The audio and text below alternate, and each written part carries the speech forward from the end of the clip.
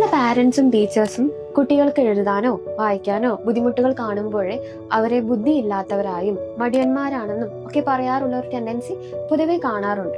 പക്ഷേ പലപ്പോഴും ഇതിന്റെ കാരണം ലേണിംഗ് ഡിസബിലിറ്റിയോ ലേണിംഗ് ഡിഫിക്കൽറ്റിയോ ആയിരിക്കാം.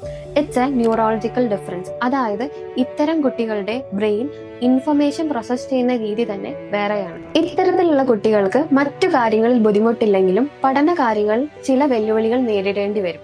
ഇത് അവരുടെ കഴിവില്ലായ്മയല്ല, they just need a different learning style. വ്യത്യസ്ത രീതിയിലുള്ള ലേണിംഗ് ഡിസബിലിറ്റീസ് ഉണ്ട്. ഡിസ്ലെക്സിയ, വായനയിലും സ്പെല്ലിംഗിലും ഉള്ള ബുദ്ധിമുട്ട്.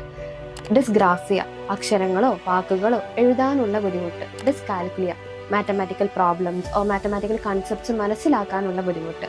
ഇത്തരം കുട്ടികൾക്ക് നേരത്തെ തിരിച്ചറിഞ്ഞ് കൃത്യമായ സപ്പോർട്ടാണ് ആവശ്യം. Always remember, every child can learn, but just not in the same way.